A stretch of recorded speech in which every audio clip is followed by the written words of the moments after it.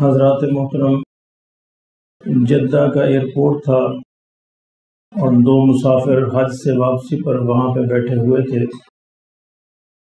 دونوں کا تعلق مصر سے تھا، ایک کا نام احمد تھا اور دوسرے کا نام سعید۔ اب دونوں نے سوچا کہ وقت کافی ہے، چلو کوئی بات چیت کرتے ہیں تاکہ وقت گزر جائے۔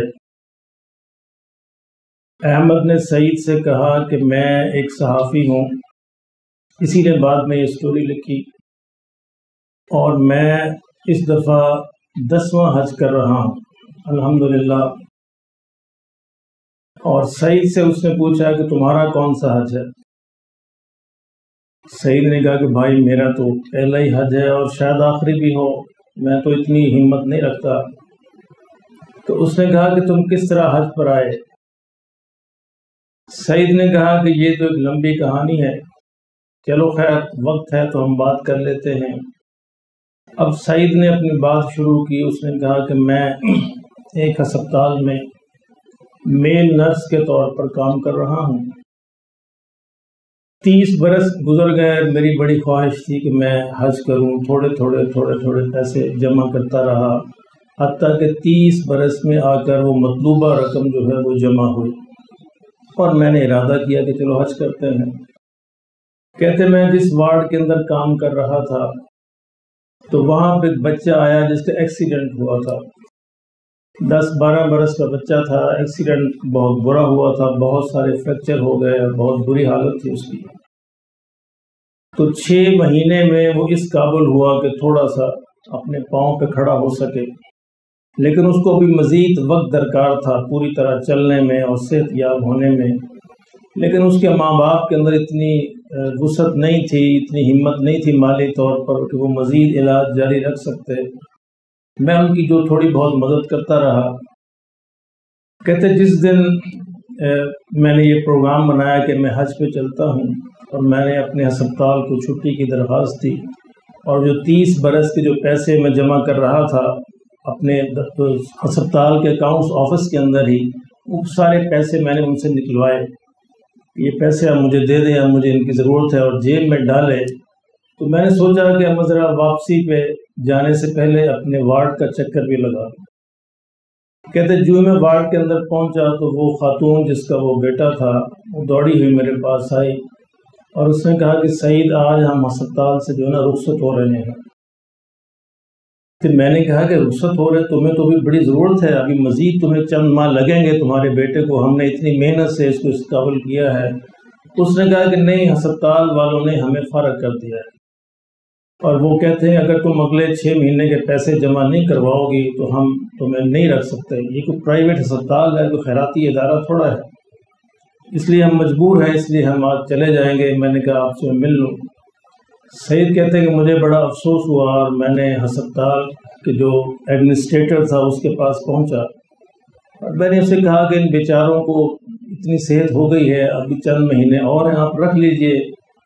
کہتے اس نے مجھے ڈانٹ دیا، اور اس نے کہا کہ ہمارا کوئی خیراتی ادارہ تھوڑا ہے، یہ کمرشل ادارہ ہے، اگر یہ پے نہیں کر سکتے تو ان کو جانا چاہیے، کہیں اور چلے جائیں۔ مجھے کہتے بڑا افسوس ہوا، اور میں واپس چل دیا۔ اب میں نے پھر اکاؤنٹس آفس پہنچا، میں نے ان سے پوچھا کہ ان کے 6 ماہ کا خرچ کتنا ہے؟ انہوں نے بتایا کہ اتنا خرچ ہے۔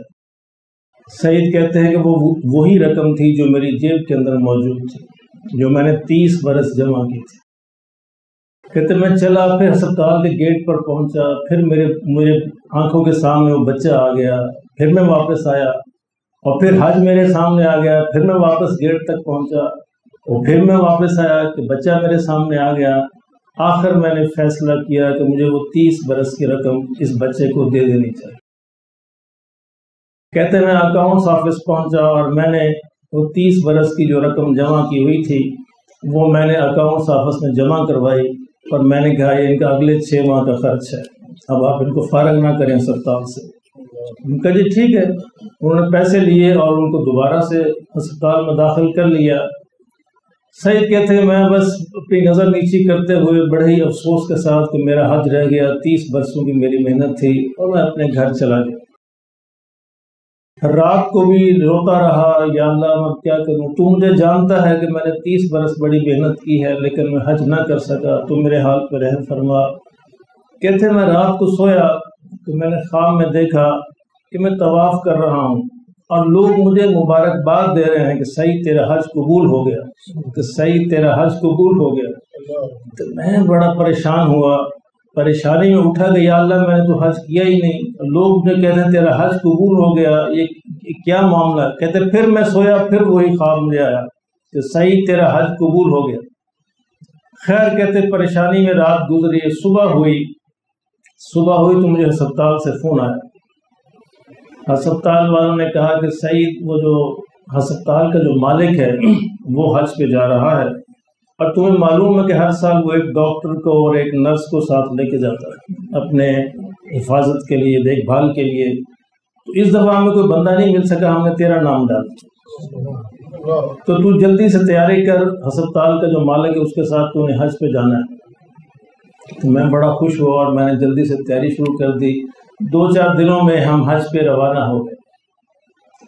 اب یہ سٹوری اس کو سنا رہا ہے، اس صحافی کو جس نے بعد میں اخبار کے اندر لکھی۔ کہتے میں نے آج کیا پورا، الحمدللہ حج پورا ہو گیا، اب ہم واپس جا رہے ہیں، لیکن اس حج کے دوران میں نے وہ جو ہمارے ہسپتال کا مالک تھا اس کی بڑی اچھی خدمت کی، اپنے حق فرائض بھی پورا کیے، اور میں مالک بڑا خوش ہوا اور مجھے کہنے لگا کہ مجھے بتاؤ کہ میں بھی تمہاری خدمت کرنا چاہتا ہوں، تمہاری کوئی ضرورت ہو۔ کہتے میں نے کہا جی سب سے بڑا احسان ہے، آپ نے مجھے حج کروا دیا، 30 برسوں سے میں اس کوشش کے اندر لگا ہوا تھا، حج نہ ہو سکا۔ کہتے وہ باتوں میں پھر اس نے کہا کیسے یہ معاملہ ہوا، میں نے اس کو پوری سٹوری سنا دی، ہسپتال والی، بچے والی اور ساری کی ساری۔ کہتے بڑا حیران ہوا، اچھا ایسے لوگ بھی دنیا کے اندر موجود ہیں۔ کہتے وہیں بیٹھے اس نے فون کیا ہسپتال والوں کو کہ وہ جو بچہ ہے اس کا والد جو ہے وہ بھی ان ایمپلائڈ ہو گیا ہے، اس کی جو ہے ملازمت ختم ہو گئی ہے، اس کو میری فلاں فیکٹری کے اندر جاب دے دی جائے، اور تیاری کرو کہ سعید کے آتے ہی سارے پیسے اس کے واپس کرو، اس کے سارے پیسے واپس کرو اور اس کو ڈبل تنخواہ پہ دوبارہ سے نئے سرے سے ملازم رکھو۔ سعید کہتے کہ بھائی یہ تو میری کہانی ہے۔ احمد کہتا ہے کہ میری ٹانگیں کانپنے لگی اور میں کھڑا ہو گیا، میں نے سعید کا بوسہ لیا اور میں نے کہا کہ میرے 10 حج ایک طرف، سعید تیرا حج ایک طرف، یہ تیرے ہی جیسے لوگ ہیں جن کی وجہ سے دوسروں کے حج قبول ہوتے۔ تو میرے محترم دوستو، یہ ہوتا ہے اپنی ضرورت ہوتے ہوئے دوسروں کے لیے قربانی لینا۔ یہ اللہ رب العزت کو بڑا ہی پسند ہے، بہت ہی پسند ہے۔ سب سے پسندیدہ عمل اسلام کے اندر قربانی ہے۔ ایک تو نا بکروں کی قربانی، یہ ہے جذبات کی قربانی، اپنے احساسات کی قربانی، یہ بکروں کی قربانی سے کہیں آگے۔ آقا دو عالم صلی اللہ علیہ وسلم تشریف فرما تھے، حضور کے پاس ایک شخص آیا، کہا کہ جی میں بھوکا ہوں، مجھے کھانا چاہیے۔ آپ نے امہات المومنین کے گھروں میں پیغام بھیجا، سب نے کہا جی ہمارے گھر میں تو کچھ نہیں۔ آپ نے صحابہ سے کہا کوئی ہے جو اس کو میرے مہمان کو اپنے گھر لے جائے؟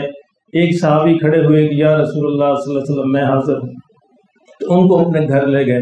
بیوی سے کہا کہ رسول اللہ صلی اللہ علیہ وسلم کا مہمان ہے، تو بیوی نے کہا تھوڑا سا کھانا ہے جو بچوں کے لیے رکھا ہوا ہے، کوئی مسئلہ نہیں، بچے کو آج ہم بھوکا سلا دیں گے۔ آج تم کوشش کرو بچوں کو بہلا پھسلا کے بھوکا سلا دو، اور تم چراغ کو ٹھیک کرنے کے بہانے اس کو بجھا دینا۔ میں اور تم یہ ظاہر کرتے رہیں گے مہمان پر کہ ہم کھانا کھا رہے ہیں، اور یہ کھانا صرف مہمان کھائے گا۔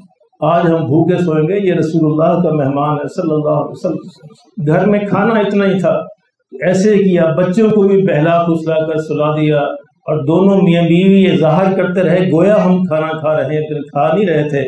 مہمان نے کھانا کھایا، اللہ اکبر۔ کہتے کہ صحابہ کا عمل ہوتا تھا اور ادھر قرآن کا نزول شروع ہو جاتا تھا۔ حضور صلی اللہ علیہ وسلم کے پاس وہ صحابی فجر کی نماز پڑھنے گئے، آقا دو عالم صلی اللہ علیہ وسلم بہت چہرے پر خوشی کے آثار تھے۔ فرمایا کہ آج رات کس نے بڑا کام کیا؟ قرآن نازل ہوا، وَيُؤْثِرُونَ عَلَىٰ أَنفُسِهِمْ وَلَوْ كَانَ بِهِمْ خَصَاصَةٌ، کہ یہ تو وہ لوگ ہیں جو دوسروں پر اپنی ذات پر ترجیح دیتے ہیں، دوسروں کو اپنی ذات پر ترجیح دیتے ہیں، حالانکہ ان کو خود بھی ضرورت ہوتی ہے۔ وہ صحابی کھڑے ہوئے کہ یا رسول اللہ صلی اللہ علیہ وسلم میں ہوں۔ آپ نے کہا کہ دیکھو اللہ نے قیامت تک کے لیے تمہارا نام جو ہے قرآن کے اندر لکھ دیا۔ یہ اعزاز ہوتا ہے، جو دوسروں کو ترجیح دیتے ہیں۔ میرے محترم بھائیوں، اگر آج کی دنیا میں آپ کو کوئی ایسا بندہ مل جائے جو دوسروں کو اپنے پر ترجیح دیتا ہے تو اللہ کی قسم یقین کر لو کہ یہ اللہ کا ولی ہے۔ پھر اس کے پاس بیٹھو، اس کی صحبت اختیار کرو اور اس سے فیض حاصل کرنے کی کوشش کرو۔ یہ بھی ایک بہت بڑی علامت ہے اللہ کے ولی ہونے کی کہ وہ اپنوں پر دوسروں کو ترجیح دے۔ اللہ ہمیں نصیب فرما دے۔